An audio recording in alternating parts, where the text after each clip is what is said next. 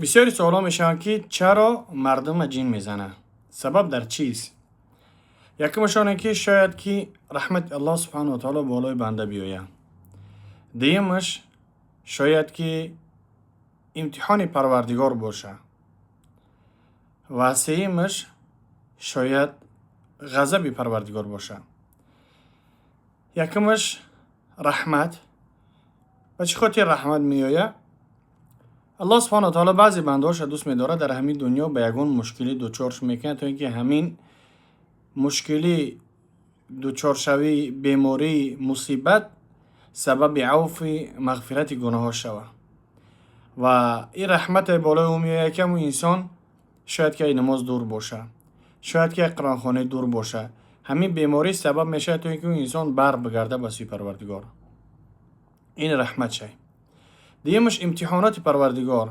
الله بعضی اهل علم امتحان میکنه انسانی که با طاعت عبادت الله امتحانش میکنه که آیا این مصیبتی که بالاش میآید صبر میکنه، تحمل میکنه، از الله سبحانه و تعالی طلب شفا میکنه، یا اینکه نزد یگان فولبین جادوگر طلب شفا کنی میره، یا اینکه دست به دعا میکنه از الله سبحانه و تعالی شفا طلب میکنه. یعنی این امتحان الله سبحانه و تعالی از کو بندگان من چیکار میکنه در حالتی که مصیبت چون میآید. این حالت ها وقتای خوب داشتن، خوشحالی داشتن، این روز که بعد حالی شد کو چیکار میکنن؟ یکی امتحانی پروردگار است. سیمش غضب الله سبحانه و تعالی. اگر غضب الله بالات بیاید، نعوذ بالله، یعنی انسان در کدام حالت بالاش غضب میآید؟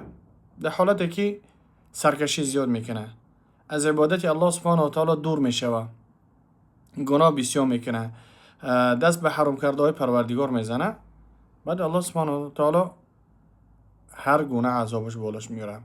خیلی که آیت قرآن که لئن شکرتم لازیدنکم، شما اگر شکرانه نعمت های پروردگار رو بکنیم اگر الله زیادش میکنه، ولئن کفرتم ان عذابی لشدید، اگر میگه شما کفران نعمت های ما کردین عذاب ما به نهایت بزرگ و وزنین است.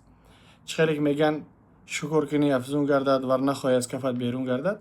اگر که ما شکرگزاری کنیم نعمت های الله سبحانه و تعالی چقدر زیاد میشوند بالای ما.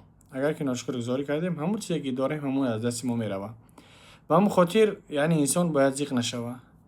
الحمدلله باید رجوع به سوی پروردگار کنیم که او روز یگان چیز ما و شما را فایده نمیاره بجز اعمال صالح. خدا نگهبان.